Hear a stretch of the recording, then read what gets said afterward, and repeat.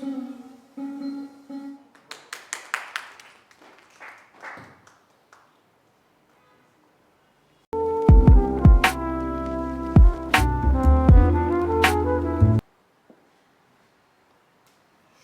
के 1 साल के बाद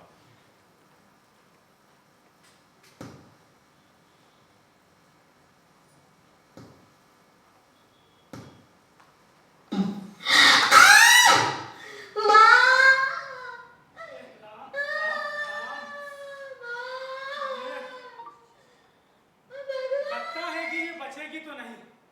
अरे सारा दिन तो हो गया इसको तड़पते तड़पते, और इस पापी पेट में गन्ने का दाना नहीं पड़ा। क्या हालत बना रखी है। ओ महाराज, दिन भर बीड़ी फूंकते रहोगे क्या? अरे जाओ देख तो आओ, क्या हालत है उसकी। अरे बापू देख कर क्या आओ, मरना है तो मैं क्यों नहीं जाती। हैं? अरे तू तो बड़ा निर्दयी है रे। जिसके साथ तूने साल भर जिंदगानी का सुख भोगा, उसके साथ ऐसी बेवफाई। मुझसे तो उसका ये दर्द नहीं देखा जाता। अरे ना ही उसका ये तड़पना मुझसे देखा जाता। आह,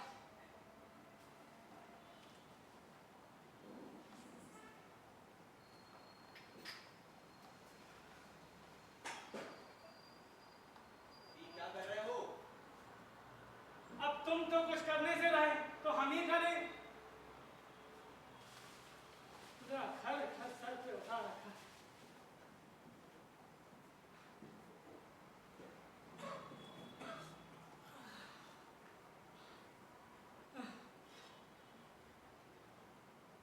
गांव का कुतबा था और सारे गांव में बदनाम। घीसू एक दिन काम करता तो 3 दिन आराम।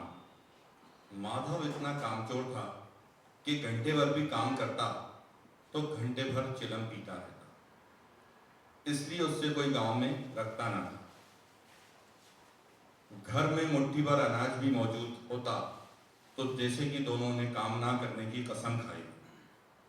जब 2 या 2 से अधिक फाके हो जाते तो घीसू दरख्तों पर चढ़कर लकड़ियां तोड़ लाता और माधव बाजार में जाकर उसे बेच आता। जब तक पैसे रहते दोनों इधर उधर फिरते रहते। जब तक फाके की नौबत ना आ जाती तब तक वो मजदूरी पर नहीं जाते। काश्तकारों का गांव था, काम की कोई कमी न थी। मेहनती आदमी के लिए 50 काम थे। उन दोनों को जब बुलाया जाता था जब 2 लोगों का काम एक आदमी कर पाए। अजीब थी जिंदगी। घर में मिट्टी के 2-4 बर्तनों के सिवा कुछ सामान न था। फटे पुराने कीचड़े कपड़े से ढाका हुआ बदन, दुनिया की फिक्रों से आजाद, दुनिया के कर्जों से लदे हुए, गालियां भी खाते मार भी खाते मगर कोई गम न था। मिस्कीन इतने थे जब भी कोई वसूली के लिए आता तो उन्हें उधार दोबारा दे जाता। कभी खेतों से मटर कभी आलू उखाड़ लाते, भून कर दिन भर खाते रहते। 10-5 गन्ने खेतों से उखाड़ लेते और उसको ही चूसते रहते। घीसू ने इसी अंदाज में 60 साल की उम्र काट दी थी और माधव भी उसके नक्शे कदम पर चल निकला, बल्कि उसका नाम और भी रोशन कर रहा था। उस वक्त भी दोनों के अलाव के सामने बैठकर आलू भून रहे थे जो किसी खेत से खोद लाए थे। घीसू की बीवी को मरे हुए मुद्दतें हो गई थी, लेकिन माधव की शादी पिछले साल ही हुई थी। जब से ये औरत आई थी उस बेचारी औरत ने खानदान में रोशनी की बुनियाद डाली थी। पिसाई करके, घास छीलकर आटे का इंतजाम कर ही लाती थी। इन बेगड़कों का पेट भरती रहती थी और ये कुछ जरूरत से ज्यादा ही आलसी और निकम्मे हो गए थे, बल्कि ये कहें अकड़न सी आ गई।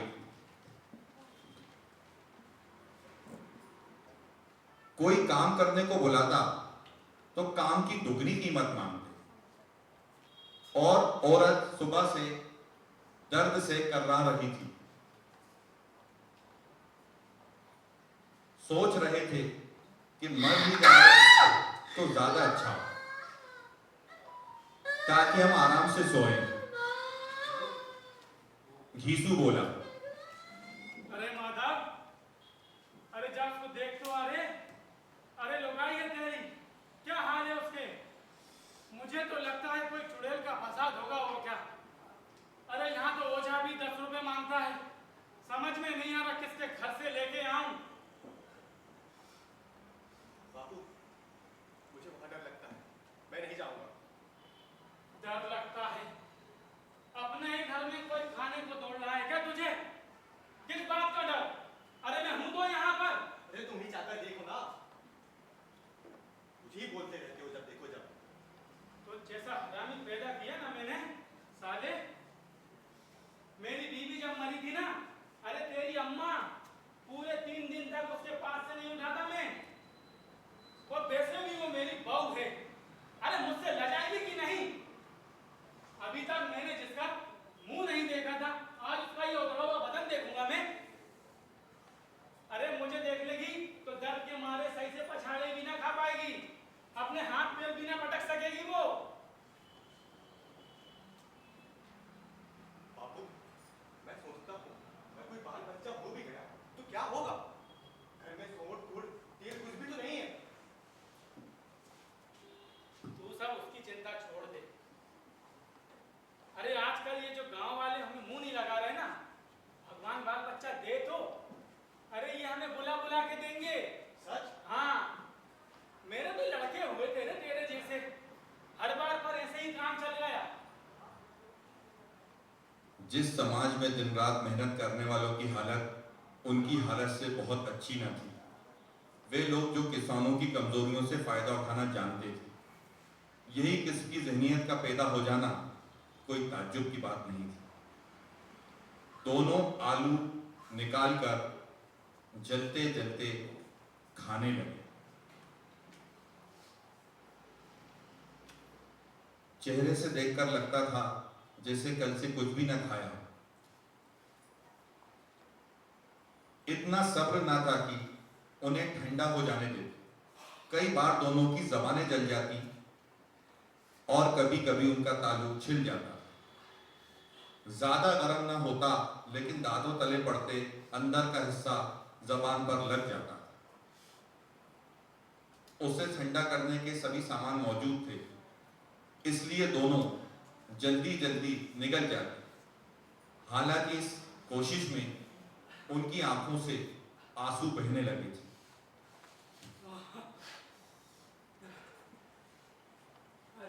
घीसू को उस वक्त ठाकुर की वो बारात याद आई जिसमें 20 साल पहले वो गया था। उस दावत में उसने जो खाना खाया था और जो नियामत उसे नसीब हुई थी, उसकी जिंदगी का एक यादगार वाकया था। आज भी उसे याद कर कर घीसू खुश हो जाता था। घीसू बोला, अरे माधव, ओ माधव, हाँ, अरे आज तो बड़े दिनों बाद कुछ पेट में गया। आज तो उस ठाकुर की बारात याद आ गई रे। ठाकुर की? हाँ, गांव का ठाकुर। अरे उसकी शादी में लड़की वालों ने जो भोज खिलाया था ना, वो भोज का स्वाद आज तक मेरे मुंह से नहीं जाता। क्या भोज खिलाया था! पूरे गांव को, छोटे बड़े सबको खूब भरपेट पूड़ियां खिलाई थी रे। और देसी घी की। देसी घी की बापू? हाँ रे, सच में? देसी घी की कोई रोक टोक ना थी रे। साथ में दही, चटनी, रोटी, 3 सूखे साग, 1 रसेदार तरकारी और मिठाइयां ऐसी भती भती किस्म की रे, तेरी कसम। बापू, मिठाइयाँ भी थी? अरे मिठाइयां बहुत सारी थी। हाँ, बहुत सारी मिठाई, लेकिन कोई रोक टोक ना थी बस। हाँ, वहां पे जो लोग खाना खा रहे थे, जितना जी चाह खाओ, जितना जी चाह मांगो। परोसने वाले हैं कि मानने को तैयार नहीं। सच में बापू? अरे भगवान कसम उनसे कहा हमें नहीं चाहिए नहीं चाहिए, मगर वो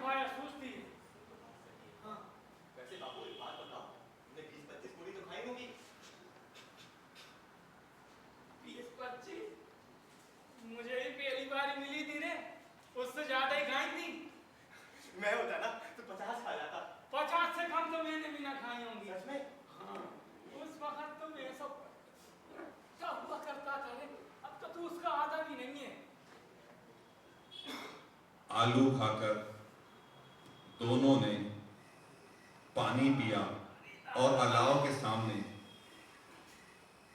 धोतियों को ओढ़कर पैर पसार कर सोने लगे। देखकर मानो ऐसा लगता था जैसे दो अजगर कुल्लियां मारे पड़े हों।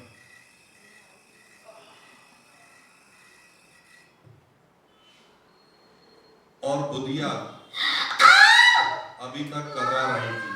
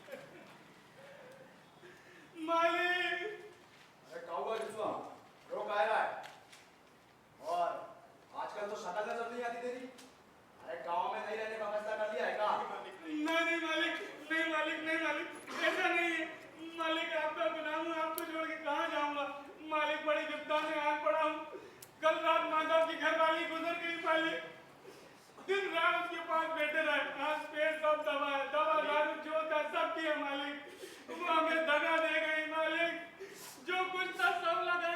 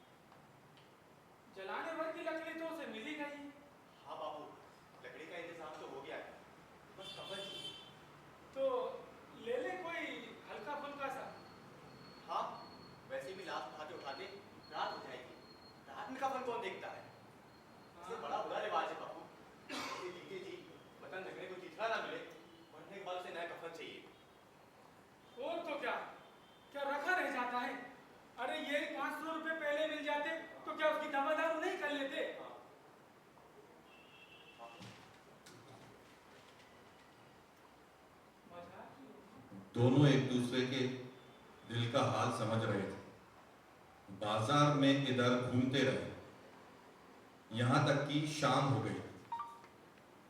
दोनों इत्तेफाक से एक शराब खाने के सामने जा पहुंचे।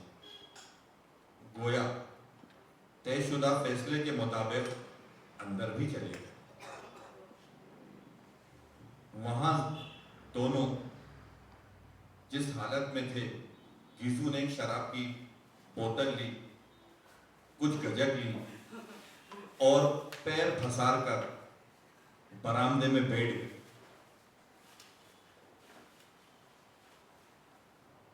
कुछ खाने के बाद और एक दो सुरूर शराब के पैमाने लगाने के बाद ऐसा लगा कि दोनों के शरीर में मदहोशी सी छा गई।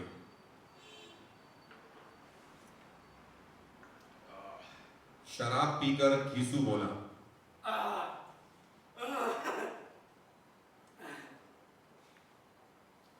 बड़े दिनों बाद कलेजे को ठंडक पड़ी रे। हाँ बाबू। क्या स्वाद मिला है बड़े दिनों बाद। तू बता, इतना कुछ खा पी के हमारी आत्मा प्रसन्न हो रही है, उसे पुण्य नहीं मिलेगा क्या? अरे जरूर मिलेगा बाबू। सुन, कफन बहू के साथ नहीं जाता, यहीं तो जल जाता। हाँ बाबू। भगवान, तुम अंतर्यामी हो, उसे परलोक ले जाना। हम दोनों उसे दिल से दुआ दे रहे हैं।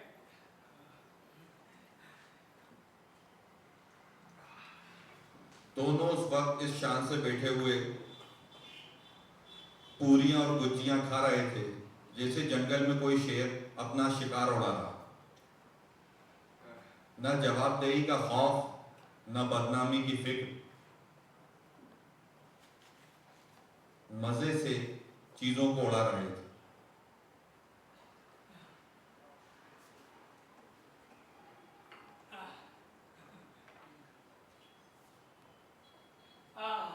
माधव, आज तो आत्मा प्रसन्न हो गई।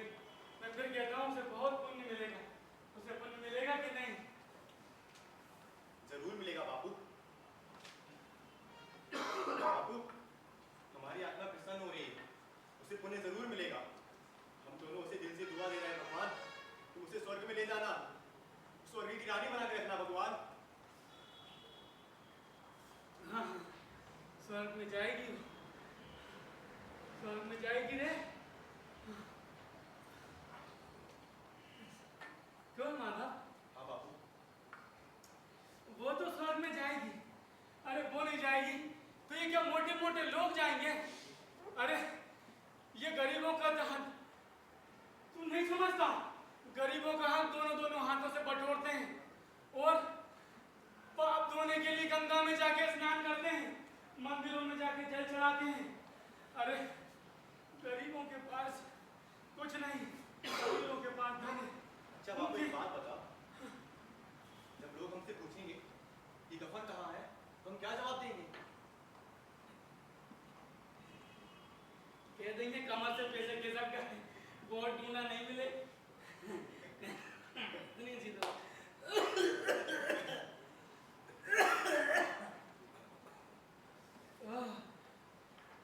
वोट ढूंढा नहीं मिले, नहीं मिले, लेकिन तू किसी को कुछ नहीं बताया। बोल देंगे कफन, पैसे कमर से खिसक गए, नहीं मिले। हाँ बाबू, लेकिन बाबू बड़ी अच्छी थी बेचारी। देखो ना, मरी भी तो खूब खिला पिलाकर। हाँ, मरी भी तो खूब खिला पिला। भगवान उसकी आत्मा को शांति दे।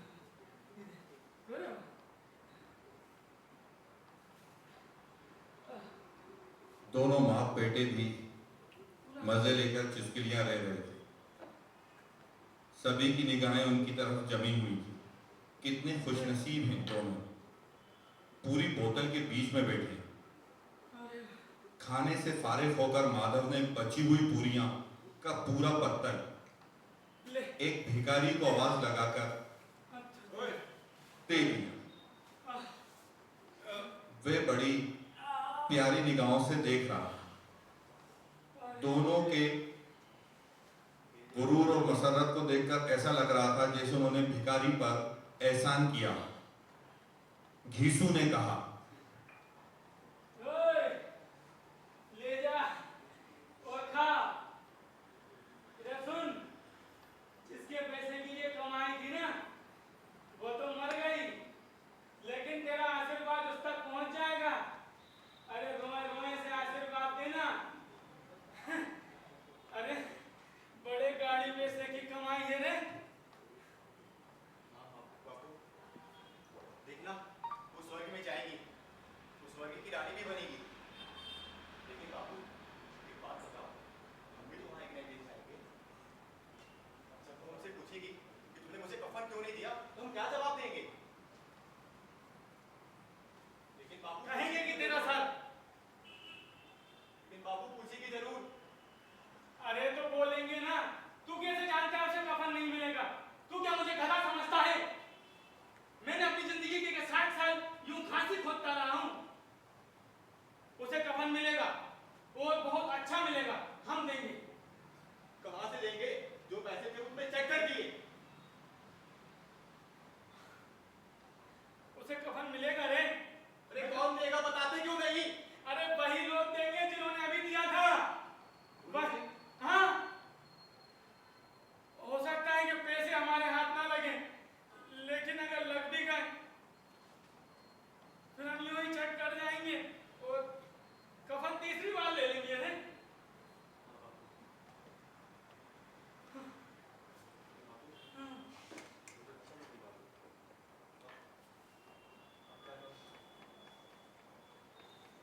देख,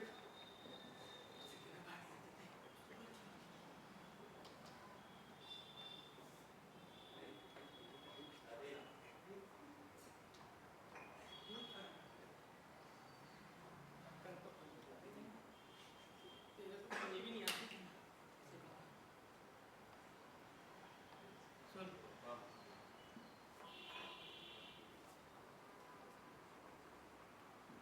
वो पूछेगी, उसे कफन मिल जाएगा रे। कफन तो मिल जाएगा उसे। लेकिन बापू वही लोग देंगे रे जिन्होंने अभी दिया है। अब क्या करें? जवाब क्या देंगे गाँव से? माना उसने मिट्टी घर रखी है रे, उसको कफन मिलेगा। बहुत अच्छी थी रे बेचारी। बापू बेचारी ये जिंदगी में बड़ा दुख झेला, और देखो ना मरी भी तो कितना दुख झेल कर बापू।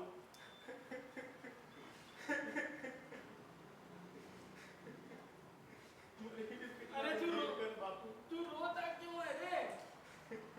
तू तो खुश हो। अरे तुझे तो खुश होना चाहिए, वो इस जंजाल से मुक्त हो गई।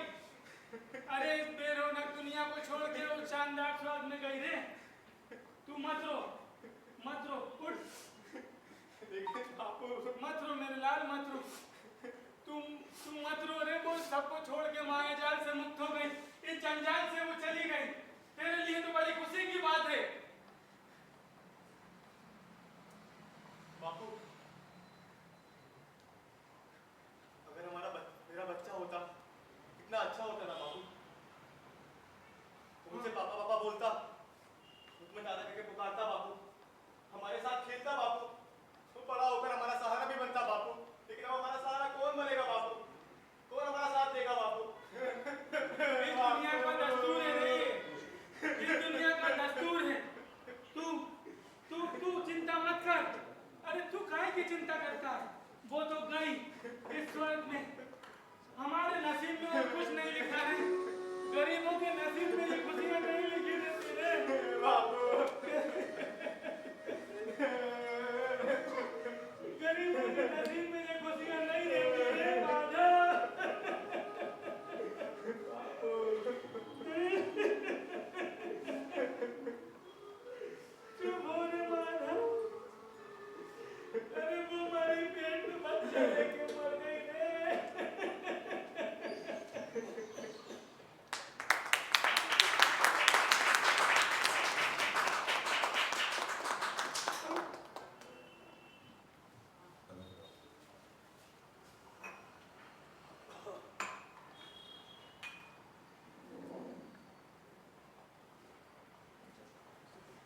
ऑर्फन ड्रामा के सभी कलाकारों को मैं मंच पर आमंत्रित करना चाहूँगा। जीसू के रूप में जुनैद हिंदुस्तानी, माधव दानिश अली कृपया मंच पर आ जाए।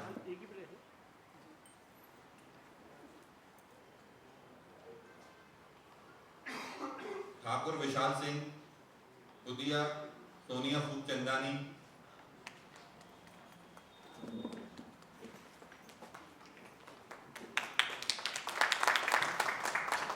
सरिता दिव्या कुशवाहा,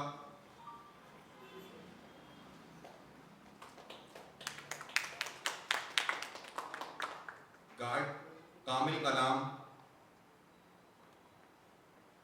सहयोग सिंह तोमर,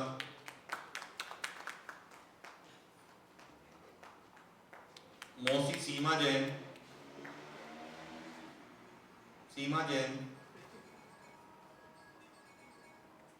माननीय श्री नरेंद्र साहू जी, छायाप्रति संचालक एवं मुख्य अतिथि,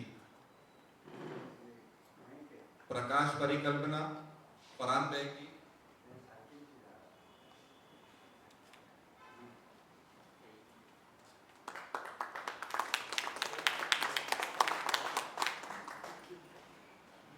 प्ले के जो डायरेक्टर हैं जुनैद हिंदुस्तानी, मैं उनसे कहूंगा कि जो ड्रामा उन्होंने जो तैयार करा है अपने निर्देशक के अंदर 2 शब्द कहें और उनका जो परफॉर्मेंस रहा है, जो उनकी प्रैक्टिस रही है, जो उनका अनुभव रहा है, वो हमारे दर्शकों के साथ और हमारी जो कलाकारों के साथ हैं उनके साथ शेयर करें।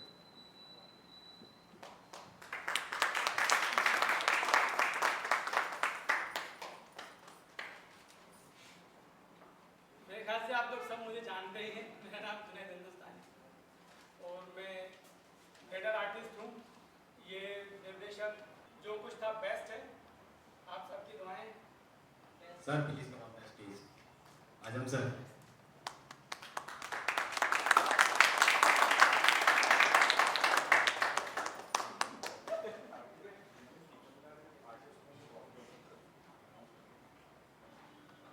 अब मैं चाहूँगा कि अध्यक्ष संस्था के जो अध्यक्ष हैं मोहम्मद शाह जी स्टेज पे आए और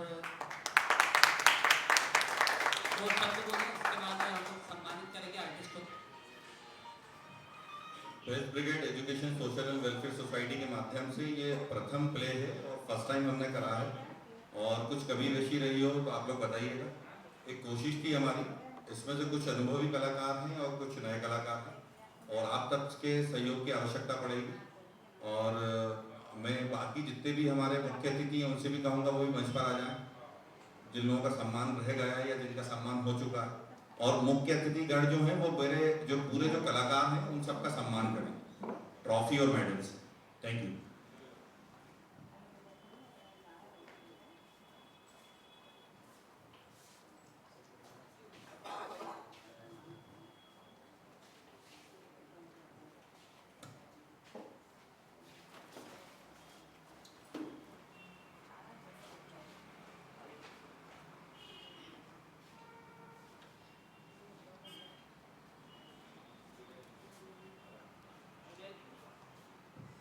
जुनैद हिंदुस्तानी जी को आजम भाई ट्रॉफी देंगे।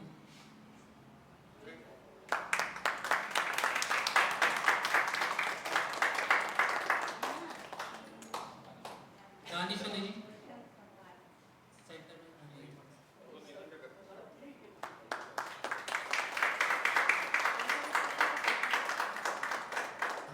सोनिया खूबचंदानी।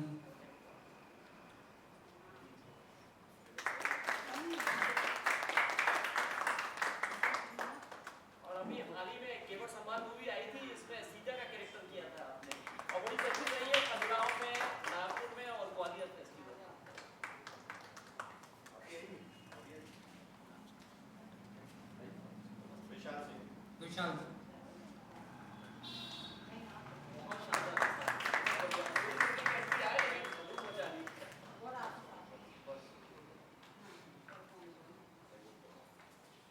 मदिया जी आइए, स्वागत कीजिए। तोमर जी का आइए, तोमर जी, सहयोग तोमर जी।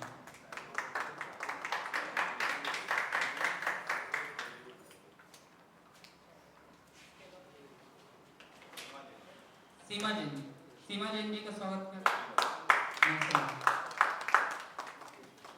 ताली।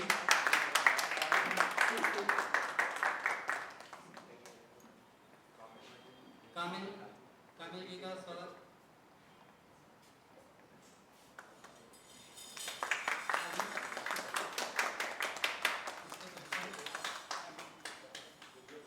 दिव्या कुशवाहा। आजम जी स्वागत कीजिए।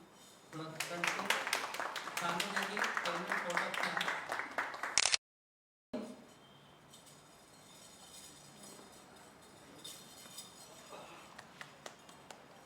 राम भाई स्टेज पे हैं।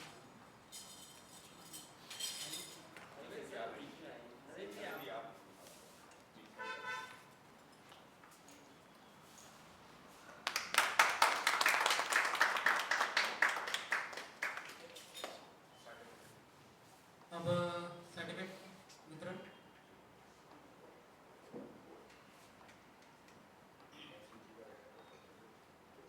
ओके, मोहसिन जी।